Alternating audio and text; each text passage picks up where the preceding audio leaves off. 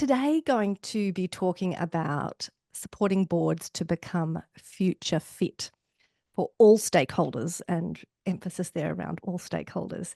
And I'm really thrilled to have joining me Paul Smith, the founder of Future Directors, podcast host, award-winning author, and board futurist, which I love that title, Paul. Anything with the word futurist after it is always a bit fun. The aspect that we want to really explore today with everyone is an area of shared passion for Paul and I, which is around the importance of boards and governance, what that looks like. We're going to be coming at it from an angle today that is often overlooked, which is the unique aspects related to what governance looks like for small and medium-sized businesses and those that are privately owned in particular. So welcome, Paul. Thank you for joining us. I'm wondering, before we jump in, can you tell us a little bit about your work at Future Directors, the book you're currently writing, all of the aspects that can kind of really set the scene for us? I'll start with the now and sort of work backwards. So Future Directors has been running for 9.5, we got a 10-year birthday next April, which is amazing.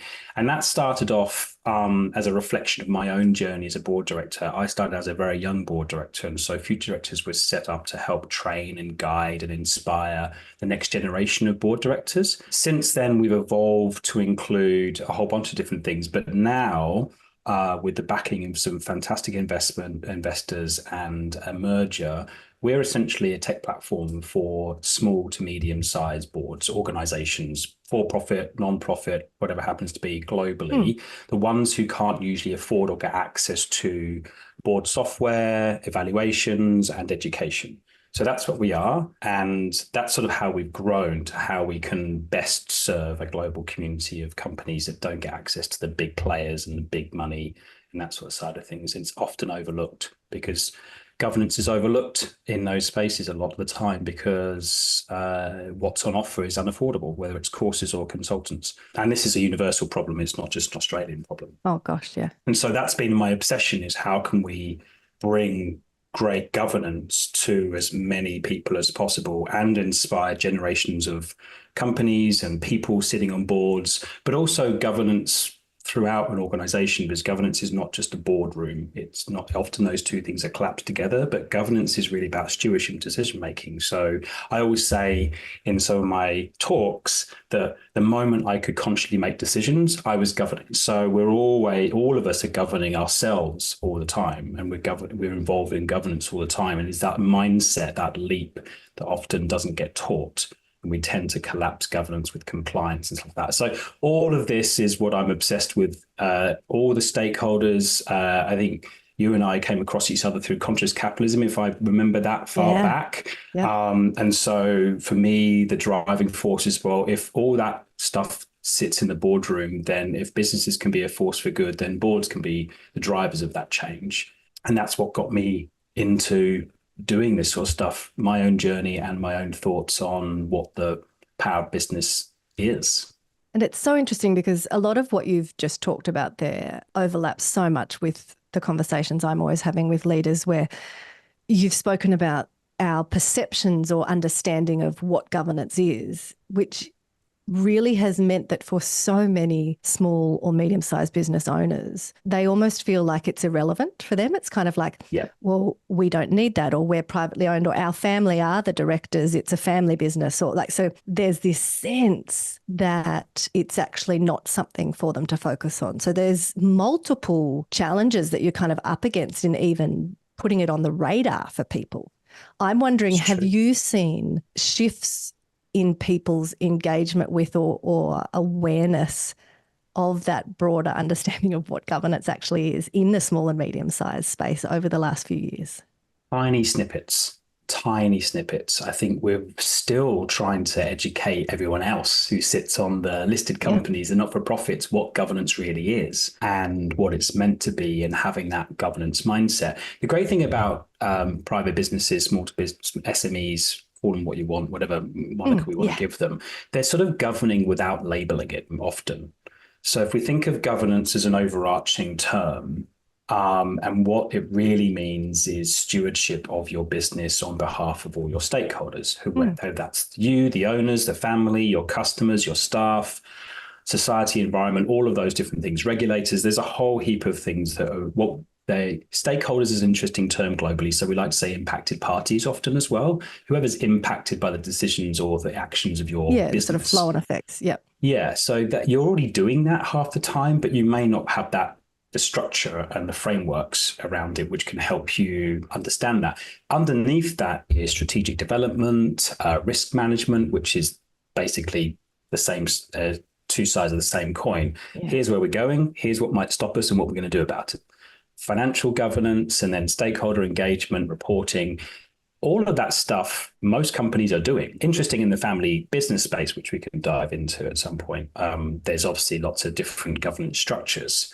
And every private business has its own sort of take on that. But really, they're sort of by and large doing it. But what I would love to see is more of them engaging in labeling that as what they're doing and actually going about it in a more intentional way. I think if you put some intention behind these things, you're going to be far more successful. And governance doesn't have to feel like, oh, I've got to put a board together. Oh, that's going to be a handbrake on my business because they're going to challenge me all the time. You want that. And it doesn't have to be a governance board. It could be an advisory board, but the board is just one part of governance. They have the ultimate responsibility. And as a private business owner, one to however many people are, you are a board. You legally, every company has to have a board. You just may not meet. The accountant and lawyer signs a bit of paper the other day saying we met and we made these decisions, right? Which happens in private businesses. But I think the intentionality is the difference for me. And it's just moving from, we're already doing something, let's move over here and just like bring it in and have what I would call a governance mindset. Everything else will flow on from that. And what are some of those elements of a governance mindset? So obviously, there's that starting point you spoke about of actually being intentional about what you're doing. But are there key elements that you see as part of that? Yes, I think a universal definition within a company. So everybody understands what governance is for them and what good looks like as well, or great. And can I check when you say, so everyone understands, who needs to understand in an organization? Well, that's the second part is educating everybody on their role within governance. So I think everybody in a company, and I've done training workshops now, not just for boards, but for staff. So they understand what the board does and what their role in governance is too. It may be really small, but it's also a way of engaging people as well. So I actually have an impact on how things are done. I might be several degrees of separation from a boardroom, but I'm still involved in governance. So I think having a shared language as a company is really important, a shared understanding of what it is and how it fits in. Then the next element is making sure everybody understands their role within that and how their job impacts how decisions are made, how the company is being stewarded, what's its long-term, all that sort of side of things. Those are critical elements. And then everything is sort of like about transparency, accountability, ethics. These are all elements of a governance mindset. And these are all internal drivers. There's internal transparency, there's internal ethics, there's external, all of these sort of side things as well. So there's all these elements that come off the back of, it starts though with like a guiding star is like, what's our shared understanding? Two of the things that kind of jump into my mind as you describe those first pieces. One is that for most people, there's a whole bunch of actual training and education that needs to go in to even be able to answer some of those questions, because there are such overlapping and unclear distinctions between what is governance, what is the management of the business, where do those lines sit? So there's an education piece that no doubt is critical to have happen. So maybe actually we just sort of start with that. What do you do around that element if in fact part of what people's initial answers to those questions are, they're unhelpful? Like if you're working with someone and they start to, here's what we think it is, and you're like, oh gosh, that's going to cause problems. Yeah, and I think that's why the phrase fit for purpose is thrown around so much. But I think a lot of the time people are looking for simple answers, Mm. and they're looking for just tell me what it is. I don't want to find out what it is for me. Just tell me what it is. And yeah, look, education is critical. Whoever's in charge or who's taking responsibility for bringing this governance mindset in, it's likely there'll be a champion. It could be the founder, it could be the CEO, it could be any particular role. It could be, for example, the legal counsel. If the company has that sort of size, it depends on the scale of the business. Their role and responsibility is to go and get that education. And I think this what happens, especially in this country, people then default to, does that mean I have to go and spend $10,000 doing a company director's course? Mm. The answer is no. You can if you want, and you want to get your letters after your name and you want some really deep diving into that. But for a small, medium-sized business, enough is to go out there and do a lot of reading. There's a whole bunch of materials that's freely available. There's courses online more and more these days, which you just need to be motivated to complete. And also, I think one of the powerful things that I know happens within the entrepreneurial community is mentorship. Well, we've got governance mentors as well. Like, go out and find people, businesses just like yours that have actually brought this sort of stuff in. And again, it doesn't have to be they built a big board, and that might be part of it, and then the board has taken on that. But I think that's where you start. You just have to upskill yourself with enough language that you can start bringing everybody else on this journey with you. And that sort of blurs into what was going to be my second question related to these elements of having that framework and being intentional, which is, if we think about this pushback that you and I have both seen in that small and medium-sized privately owned business space, where sometimes talking about a board or governance is received with a bit of that hesitation of, that means I'm going to be giving up some control, or people are going to be telling me what to do, right? How does that play into these conversations? And particularly if you speak about some of those elements where you said the champion could be at different levels. So if someone is the champion and they're the CEO but not an owner, for example, they're going to get a different level of engagement if an owner feels like discussions about governance and a board are seen as trying to take power or control away from them. Do you have any tips for people who are in that position, or responses around what it actually means, and maybe even some of the unexpected benefits of having others engaged in your business from this governance perspective that aren't such scary elements of giving up control? And that's the 64, are we trillion now dollar question? I suppose, with inflation, it's a huge one. Family businesses, private businesses, that element of, am I giving up control? Often it comes down to language and how we communicate what you're trying to do. As a CEO who may not be the owner, and going in and going to the owner and going, I want to talk about boards and governance, and then suddenly getting a frosty sort of like, no, you can go, what I want to talk about is our long-term strategy and who we can bring in and what structures and frameworks we can help to ensure we achieve our goals. That's the outcome of good governance and having the right people in the right place. And then if there's an agreement around that, we can look at what are some of the tools we can bring in to help us achieve with as much certainty as possible in this uncertain world. And that might be, right, we've got advisors. We could formulate an advisory board. Do we need to look at our governance board? Do we need to look at some frameworks, some structures around risk management, anything else in that respect? So there's how are we governing our finances? Are we really well structured? My thing, if you're potentially going to come up against some resistance to the idea of governance in the boardroom, corporate governance in the boardroom, is almost avoid those words to start with and go in at what actually those two things are meant to help you achieve. They're just tools. Governance is a tool. Board is a tool. Some board directors are tools as well, but that's another conversation for another day. Yeah, that's a whole nother challenge. I'm wondering, when you maybe focus back in a moment on the aspects of training or what kind of support or qualifications someone needs. You made an interesting point that you don't necessarily think someone needs to go and formally, become, in an Australian context, do the Australian Institute of Company Directors or have the letters after their name. Are there elements, though, that when you look at the patterns you're seeing, the level of change that is occurring and the responsibilities that directors have, are there things where actually you would say, this is important though, and if you don't get your head around this and understand deeply before you are being a director or, managing a board, then it's dangerous territory to just be doing a bit of self-reading on a Google search, for example? Yeah. And don't get me wrong, it's not because I don't believe in educational qualifications at all.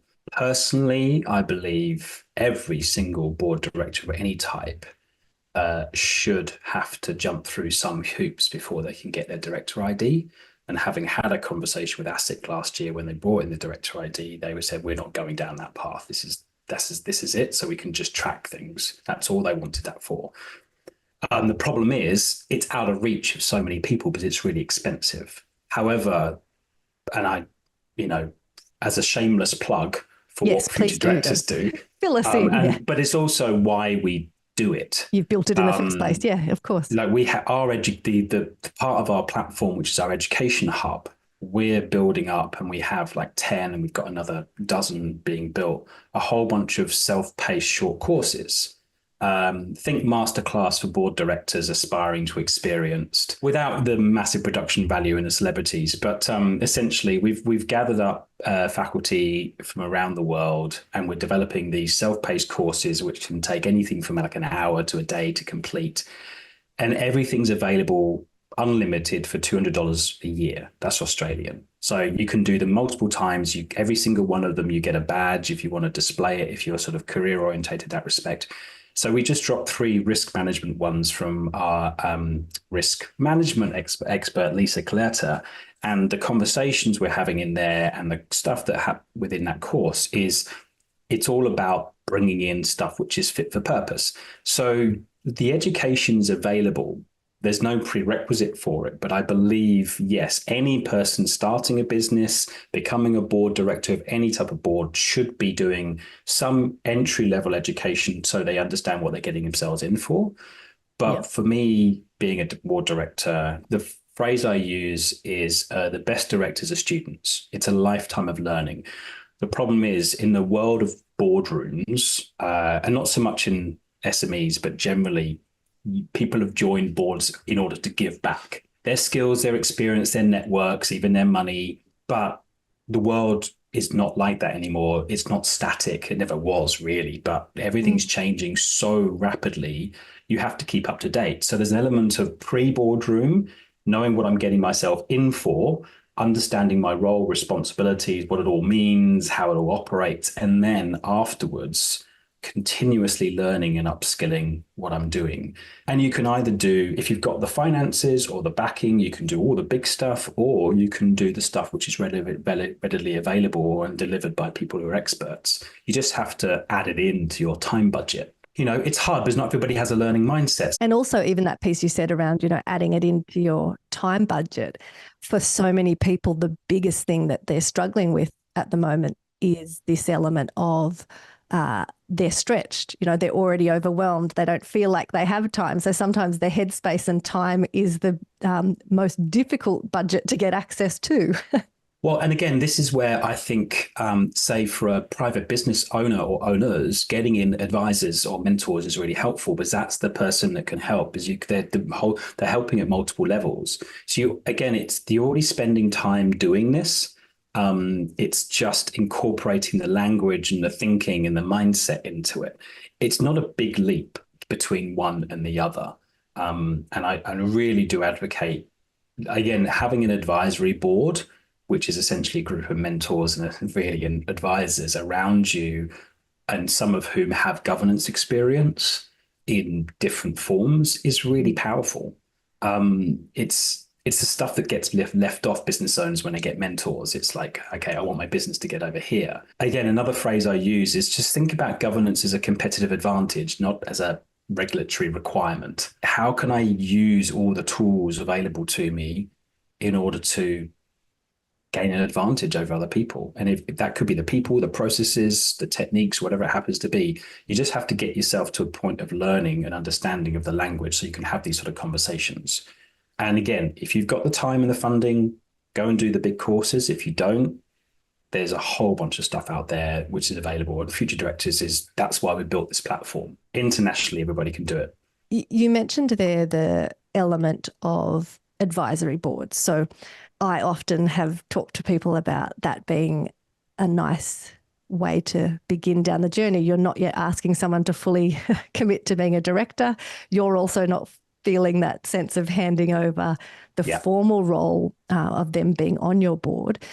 Is there a point at which, in your mind, it's actually the right time or essential that someone starts to bring the NEDs, the non-executive directors, formally bring people on as directors, though, beyond just an advisory board? Yeah, there's lots of sort of triggers for that. I think if you're not someone who's worried about control because you have good agreements in place, shareholders and directors agreements, and you know where the boundaries are, a lot of these things come down to boundaries, then I would bring NEDs in as quickly as possible. I think there's some scale stuff in there. If you're seeking funding or you're working with big you're in a supply chain, often from an assurance perspective, those companies will look on you more kindly if you have some structure around the boardroom and it's not just you or your business partners. So there's some triggering events there, but it really comes down to what you're willing to put time into. But having that expertise, the difference between advisory boards and a governance board, advisory boards are usually sort of specific towards a particular thing. Like you might have, okay, you're in, I don't know, let's say you're an education company, advisory board will be full of potentially education type people. That doesn't mean they're great board directors for you as a company. So they often the problem with the talking about advisory boards and governance boards in the same breath is we think one morphs into another. I think they run in parallel. They do slightly different things with an overlap. Think of Venn diagram with like a bit of an overlap. So you could have both as long as everybody understands what they're there for. Bigger companies have a board and they have advisory boards as well, but they're specifically advising on something like a technology, for example, or climate change, regardless of what it happens to be. It could be culture, workplace. There's advisory boards focused just on that and are a bit more informal. There's no legal requirements when it comes to those sort of things. So you can make them however you want. You don't even have to call them advisory boards if you want to. They can be anything you like. Committees, councils, you name it, you can do it. So the transition from just having a group of advisors to having a formal advisory board, having a governing board, which you already have, it just might be one person. That really depends on the stage the business is at, what it's looking to do, who it's working with. In those elements that you've spoken about, are there best practices or things that you've seen that increase the chance of these different types of clusters of people with kind of potentially overlapping responsibilities work better? So, for example, what I'm thinking is there a point at which formally calling someone an advisory board member and potentially paying them, having a structure to that, helps bring a level of not formality in a bureaucratic way, but formality in terms of those, okay, we now have to have a conversation of what am I expecting from you and could you actually get back to me within a certain period of time? Like, talk to me about some of those bits, because you began to talk to us about using our approach to governance as something that actually gives us a competitive advantage. And I think part of this conversation of not drifting into the territory of being so complicated, so bureaucratic, so paperwork heavy that it's off-putting for people in small and medium-sized businesses, but actually saying some structure actually gives you freedom. It's that whole thing of boundaries and routine actually allow to free up headspace for the creativity. So are there some elements of that are worth digging into? Yeah, and I'd say on that, like if you are going to want to grow and delegate and sort of expand out and scale, then you have to have some structure in there, because otherwise you're building on a house of cards. I would say a lot of this comes down to not processes, it comes down to people. So you can have frameworks in place, you can have policies in place, codes of conduct, and all that sort of side of things. But it really comes down to the people you're inviting into the room. And often the biggest mistake I see any company doing is inviting people in based on their reputation and their skills rather than who they are as opposed to who they are as a person, and how committed they are and how open they are and how they communicate with you and whether that's a good match.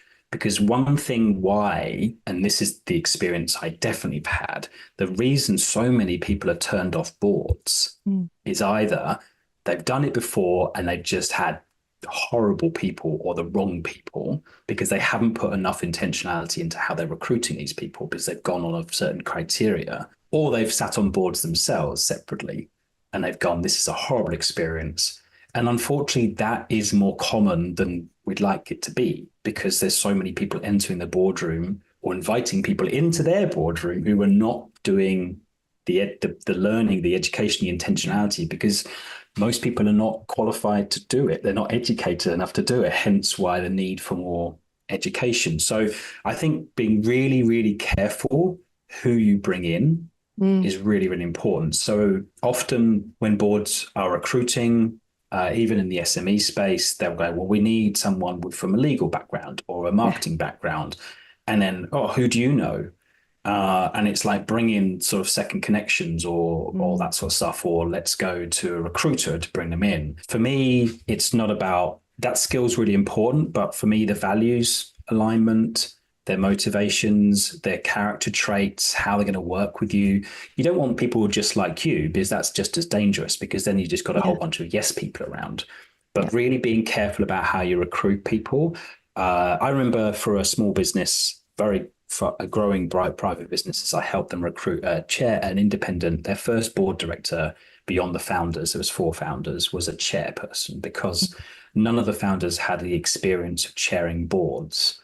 And that person, there was so much effort we put into making sure the personality of that person was spot on, especially dealing with 4 founders who themselves struggled to get on. And the great thing was the agreement was the founders were quite happy not to be chair, because 3 of them were technical people and they just want to get on with the technical stuff. And one of them was a business person and got it. One of the things that I've seen happen, you spoke about the fact that sometimes we sort of do we need a legal expert or we need the marketing person. Your example there of those founders and like individual people's skill sets can become one of the risks, because then we say, oh, well, I don't need to get my head around the financials because, Jan is the financial brain in this board and she said it's okay, so I'm happy to sign off on the financials. And I think the pieces that you're talking about there are all important, and it also brings us back to having that holistic understanding of the responsibilities of a board, and that even if we're brought in as the particular expert on this area, we have no authority as directors except collectively. We're making those decisions and we're not just responsible for our area of expertise. So I think there's sort of multiple factors to that approach that you're talking about. It's so true. In an ideal world, you'll have generalist specialists, as opposed to what we've used to have as specialist generalists. So a specialist generalist is across everything. So that's why you often get boards recruiting CEOs, because CEOs tend to be across all parts of the business. Now, side note, CEOs don't often make the best nets. So don't assume that an ex-former generalist specialist is essentially someone who has a specialty, 1 or 2 specialties, and is general across everything else to a certain level. So it's a lower level. That's great. So it's sort of like, okay, I'm coming into the marketing brain and I've got some technology understanding for whatever reason through the work, my age generally, but I'm enough on everything else. Yeah. The reality is, in most spaces, you can't possibly have that much knowledge. You can't be across everything. So you often, and especially when you're forming a board, which is quite small, you're going to have to ask that person, for this decision is probably going to be largely down to you in terms of your input. Everybody's responsible for it, but you're still sort of relying on them. What everybody else has to be able to do is ask the silly to stupid questions. Yes, exactly. So you just have to ask the questions and not be afraid to ask questions which sound really stupid. Like, is this the only way we should? Which actually a lot of people struggle with that. Yeah. And the types of people who are used to being in these positions, often the element they are least experienced in is admitting they don't know something. So it's like, that's actually a big thing. Oh, I've got a wonderful story, Bessie, about this. Like 5 years ago, we were running a youth-based governance training weekend for a whole bunch of sort of 20-somethings through Girl Guides Australia. And each of them had a senior mentor. And some of the people in the room who were the mentors were like really, really like well-credentialed board directors. And I remember we were doing a session on like speaking up, especially if you're a young board director. Like often you sort of feel subservient to the older people in the room. And even though you're legally at the same level. Yes. We've got, this person's got some experience. What have I got to offer? Anyway, there's thousands of stories I could tell about that. But what was really interesting, the mentors in the room were really enjoying that session as well, because a lot of them said back, like, even now I've been on board for 20, 30 years, I still struggle to find the courage to speak up, especially on things I don't know that much around, because I feel foolish, like I'm supposed to know. So that level of vulnerability is really low in a boardroom, because boards are so legally responsible for so much. To admit you don't know something is sort of tricky. And then there's the culture of I'm supposed to be senior and stuff like that. So I think this is where curiosity, like I wrote an article off the back of, everybody's always asked me, like, what's the one thing every board director needs? And I say curiosity. Everything leads from that, because curiosity leads to learning and asking. I think in life in general, that's something we all need, curiosity. I know there's not much difference between life in general and governance, really. I was just thinking, often when I'm teaching governance to people and governance mindset, I ask them to think about their body as the company and themselves, or their self as the company, and they're governing themselves. So what's my strategy? What are the risks associated with being? Who do I need to help me? What body parts do I need to work on? Like, it's like a health check. A board evaluation is like a health check. And so it's sort of similar in terms of just getting them thinking about, where it's all going and what questions do I need to ask myself? What questions, why am I doing this? So you're right. Like the curiosity within life is such a big thing. So there's no real difference between the two. We're governing ourselves through life. We're governing a corporation through its life. Yeah. And as you said earlier, that's that element of seeing these pieces as a need for ongoing learning, because the contextual elements that the particular business you are governing or on the board of are going to be changing all the time, regardless of whether you've got those letters after your name and have done the formal training or not. You're not finished, right? The risks that you're facing, the opportunities that are in front of you are always shifting and moving. And so you're right, that curiosity, that seeing it as an ongoing exploration. Those letters after your name are just they're an entry point.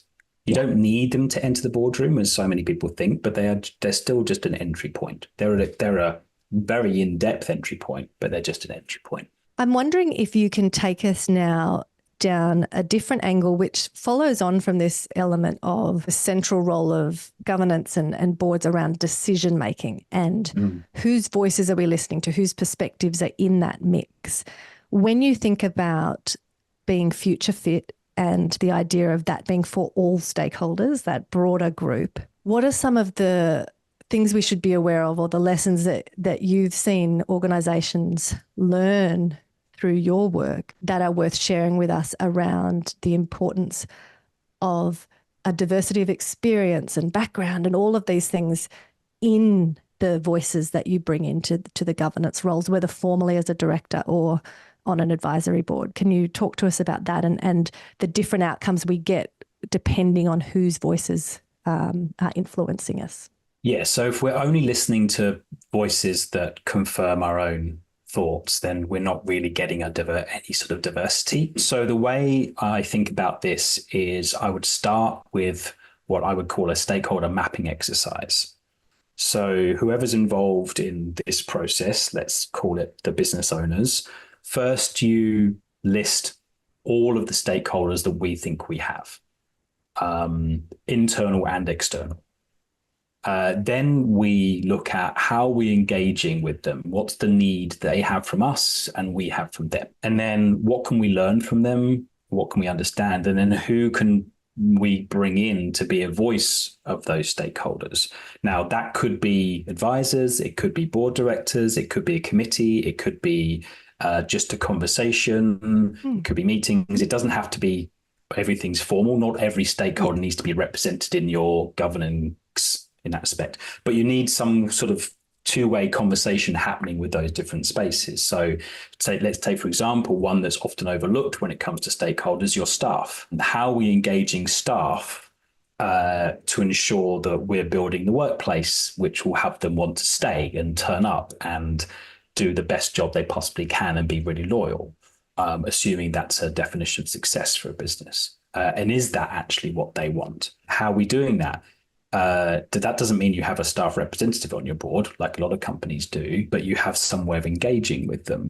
Yeah. Then you have, like, what if you have external owners or shareholders? What are we getting out of them? What do they need from us? And they might just like, for example, future directors, shareholders, they don't need a lot of engagement because we've asked them what they need. And they're just like, just keep us up to date. That's fine. But we've asked. So curiosity again. And then these things, then as you learn about these things and the different inputs, then you can structure your governance and your boards around that. And maybe back to your original kind of comment about being intentional, there's then the element of saying, again, you make decisions now about which of those voices is it critical to have formally in certain conversations or designing certain parts of that. And for others, it might be, there's lots of case studies you read over the years of different companies where they have an empty chair in that meeting that represents their employees, or an empty chair. And it's do you need to, particularly at first, do some physical reminders, some elements that kind of make you come back to that piece of saying our decisions have flow-on impacts on a range of different people, and how do we stop ourselves to consciously think through, how would this be received, or what would the impact be for this group of people? Exactly. And this is the thing about the stakeholder mapping exercise. Often it brings out with the boards, and we're talking about just a few hours working with the board on these sort of things, or owners. It's not a huge job to just bring more awareness and consciousness to who they're actually doing this for. Often you'll find when you do these stakeholder mapping exercises, they'll highlight ones they haven't even thought of before. So when they are making decisions, they're going, oh, yes, what could be the impact on this one? They won't know that impact unless they engage with those stakeholders in some more meaningful way. Now, if we really want to go to the next level and bring AI into the picture, you could start programming your own AI around your different stakeholders, and then you could ask live in the meeting, we're just about to make this decision. I'm giving a very shorthand version of what is quite a complicated thing. What are the likely impacts on this group of stakeholders and how they might react to it? Assuming you've given it a lot of context and you've trained it up on how the stakeholders are, who they are, et cetera, et cetera. Now, that's not gospel, but it's another input into the decision making on behalf, because you can't go out in a board meeting or wherever it happens to be, a family meeting, going, I wonder how this decision is going to impact our X stakeholder. Let's pause and go and talk to them for the next few days. You can't do that. So the more you know, the more you're curious, the more you're empathetic towards those stakeholders as a group, the easier it is for you to make a better decision. Nothing's foolproof. No, but it goes to the elements of, if it's intentional, so it's you've thought about it beforehand, you can't just wait till you're in the board meeting trying to make these decisions, then go, oh, that would have been a nice piece of insight to make an informed decision. So it's the intentional piece, but it's also this element we've spoken about so far today around it being ongoing, because I think, again, sometimes we ask a question once and we say, well, they said they wanted ... And it's like, a whole bunch of stuff has changed since then. So it's this always this dance between not wanting to overcomplicate things, but also not falling into that trap of it just being compliance or ticking a box of like, yes, we've done that, tick, moving on. But saying, if we deeply understand all of these interconnected parts of what is at play in our business, what are the external factors, what are the internal factors, when we're more aware of those, we will spot those connections quicker and hopefully as a group in that governing context be able to say, this change we've seen here, actually that's going to have a flow-on effect over here. So you start to see those connections more. And I would say, to give it an analogy which everybody would understand, it's just like any relationship. Relationships change and evolve, people change and evolve, and you have to keep on checking in with each other. Yeah. What happens when a relationship breaks down is because we take each other for granted. And if you do that with your stakeholders, whoever they are, or the impacted parties, then you're going to potentially have a breakdown in a relationship, because you sort of you're comfortable with the status quo of, we know that because we did that 5 years ago and nothing's changed. And it might not have changed, but you need to check in. And that's why having these like straight or dotted lines to these different stakeholders in some way. And again, as I said, it could be through the board, through advisors, through different structures, is really important. And that goes back to your original question about like how are we getting all these different voices in the room. Again, set the intention that we want the different voices in the room. Yeah. And maybe too, just that, again, having a broader sense of what the roles might look like, that when you relax into going, to have someone's voice in the room doesn't mean I have to appoint them as a director. We don't have to be rigid about it. It's saying we all acknowledge that it's really a big decision who you bring in, and you want to make that, from a place of being thoughtful about it. But are there some things that you've seen across advisory boards, people becoming directors, some recommendations you would have of ways we can do that well so that we are choosing a broad group of voices to listen to, but also getting that alignment you spoke about before of the right people, whether that's culturally or personality-wise, so that we don't add unnecessary layers of tension or complication to these groups? Yeah, and I missed the first part of that, so let me know if I've got the wrong context here. But it's a lot of this is about not rushing in, just rushing in blindly. Like too often, there's this herd mentality. Now, the great thing that small and medium-sized private businesses have, that there's not a lot of precedent here, because this is why we're talking about this stuff, because the concept of governance or boards is usually rejected, or it's not for us, we're not regulated, or we're not this, whatever it happens to be. So they can set their own agenda on this, pardon the pun, agenda on this, and go in with intentionality, go in at the right pace, not have to follow what everybody else has done. Even if you've got people around you who have been there, done that, it's just advice. It's not direction. I know I often think the word director is the wrong word, because you're not actually directing, you're not actually telling everybody what to do in this context. Now, if you're on the board of a not-for-profit, essentially you are sort of telling everybody what to do, because there's no ownership structure. But essentially there's different layers. But yeah, so it's sort of, you're guiding, you're advising, you're challenging, you're questioning. Yes, you are sometimes delegating, and you are sort of moving things forward. So if you're a business owner looking to build in these sort of structures and these people, do it with intention, do it at your own pace, make sure everything feels really comfortable, but make sure you feel like you've got enough knowledge to enter into these sort of conversations, and then not get waylaid by someone who you perceive that has way more knowledge, and therefore I've got to follow what they say. That's the biggest danger. And you wouldn't do it with any other part of your business. Yeah.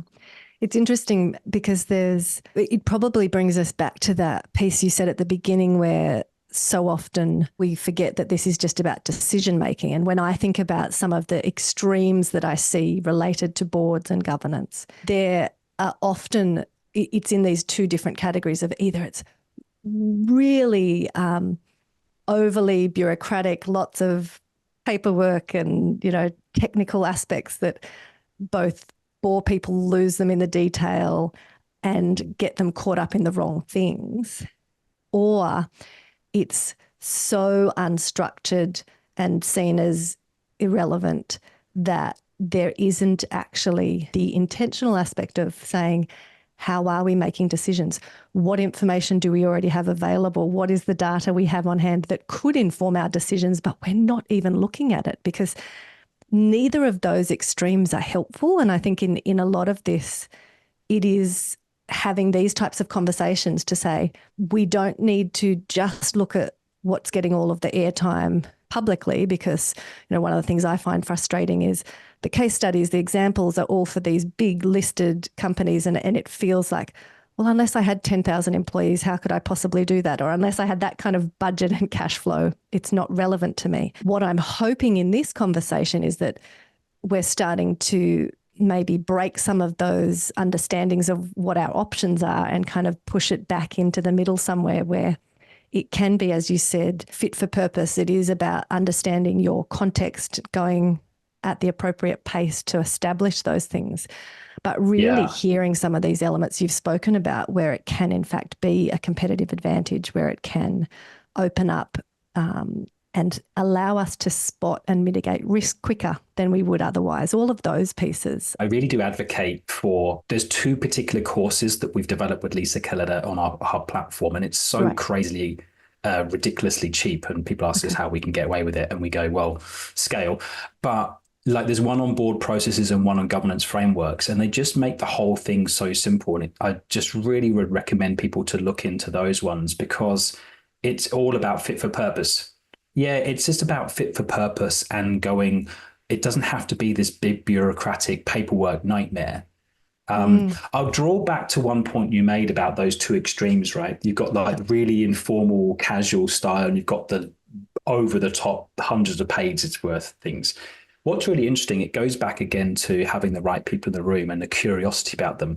One of the exercises I do often with boards when I'm doing reviews of boards is I ask them some simple questions on a scale, like how much detail you like in order to make decisions. And like there are people in the room who love the in-depth hundreds of pages, and there's people who like, just give me the headlines. I'm more of a gut person. And so you have to, if you're going to build this is the unintended consequence of a diverse boardroom, is you've got more styles, more personalities, more different ways of thinking. And therefore you've got to structure a board culture, a decision-making culture that includes them. Often you'll find is you've got this one way of doing things and everybody else has to conform, which is why people don't speak up, or people are passive, or one voice dominates. So part of the thing, and this is the beauty of building from scratch, is you can build that sort of stuff in. You can build culture in. You can build inclusivity in. And I don't mean just inclusivity from, age and race and gender and all that sort of side of things. I mean in terms of different styles of just turning up and making decisions. That's the sort of stuff I get excited about, is not just how technology can help decision making, but how sort of neuroscience and behavioral science can help decision making by us understanding more about how people tick and how people show up. And then you can embrace this stuff, because it is a competitive advantage if you can feel like they're all being able to contribute. Yeah, I love that. So we will share those two aspects around the processes and the frameworks that you've suggested. Are there any other pieces as we start to sort of wrap up that you think are essential things for people to listen to, watch, read? Again, just starting to open up their understanding of governance and to be on that journey of being more intentional about seeing it as a competitive advantage. Yeah. Oh God, where do I start? As another resource goes, there's a wonderful podcast from a Canadian colleague of mine who does a lot of work with private businesses called 1 Minute Governance. Okay. His name is Matt Fulbrook. He breaks it down so simply. It's called 1 Minute Governance, but his podcasts often go for 2 minutes. So it's like mislabeled sometimes. But he's done hundreds of things, and it's so easily digestible. So it's that sort of stuff that's just making it really easy, and it's targeted towards everybody. It's not targeted towards big end of town or not for profits or whatever it happens to be. It's universally applicable. And the great thing is you can pick and choose, which is like there's all these little things you can go, okay, that makes sense for me. That's relevant for where I'm at. Park the other one. And you don't have to waste hours on that sort of side of things, or lots of money as well. There's a great book that the name is escaping me, but it's about questions to ask in the boardroom. And the great thing again from that, it's not whilst it's designed for established boardrooms, the questions, it's by a lady called Charlotte Valeur, Valeur. She's from the UK, and she's the former chair of the Institute Directors over there. And she wrote the book, and it's across a whole bunch of different things. And it's just questions you should ask in the boardroom. Now, again, how is that relevant if I don't have a board? Again, it goes back to that curiosity. You can pick and choose because it's so beautifully laid out. It's easy. You can just go in and go, oh, those are the bits I want. Those are the bits that are relevant for me right now. I don't need to be doing the other things. This is one of the problems with my world. There's such a broad range, and also there's no universal way of doing things. And look, but they're really helpful. We will share links to those 3 angles in particular. But again, given the work that you're doing and the way you're attempting to make this so accessible for anyone without, those barriers that are typically there, I would encourage people to connect with you and to have a look at that work you're doing, because this is something that really isn't just a compliance and regulatory piece. It's not about being an annoying thing to add to your list of what you have to do in an already full diary. But if you engage with the right people, and I think part of why I wanted you to join us today, Paul, is because your approach is actually in that fit for purpose category for all of us running small and medium-sized businesses. So we will share those links. I encourage people to connect with you. Are there any kind of closing pieces you want to leave with us, or even a challenge you want to give us of what we should be committing to or doing in our practices with our businesses? I will also, I'll come to the closing stuff and the challenge. I'll also add that on the side of Future Directors, I mentor business owners and founders and things like that as well around this topic. I've got a number of founders and business owners on the go as well. So if your listeners want to reach out and learn more about, how I can help bring that in, I can do that. I think the closing thing would be lean back on that curiosity. Always ask why. Why do I need this? Why do I want this person? Is this going to be fit for purpose?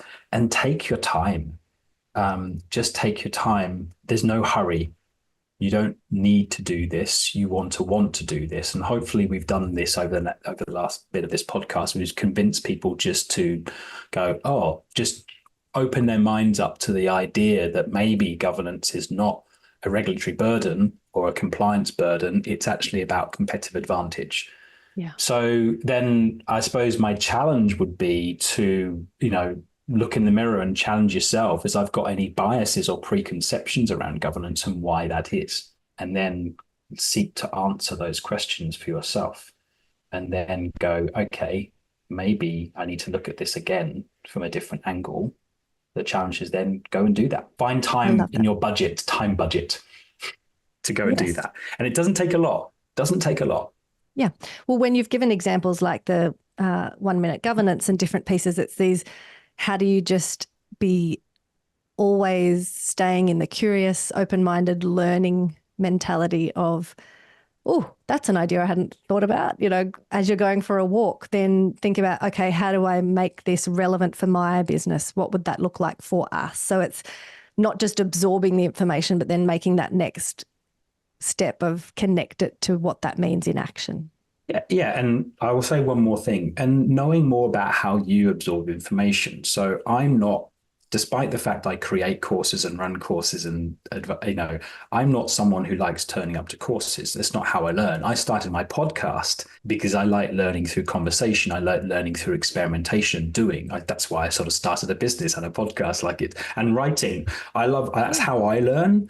But I don't also, I know this is ironic, I don't read a lot of books because that's not how I learn. I like writing them, but I don't like reading them. So it's like, I think as a business owner, as a whatever it happens to be, if you're running these things, like understanding how you're learning and then using the tools and what's available that reflects it. So if you love podcasts, great. If you love reading books, right. If you love courses, if you love the big stuff, go with which is going to be easier for you to do because that's your natural place.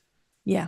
And that's that whole piece, isn't it, of not trying to force yourself to, oh, if I'm going to learn about this, it has to look a certain way. It's saying, no, if you're absorbing the information and being able to put it into practice and it's shaping your decision making, allowing your organization to be in the position where you are in that future fit for all stakeholders and allowing you to be making informed decisions, then that's the end goal. It doesn't have to tick certain boxes beyond that.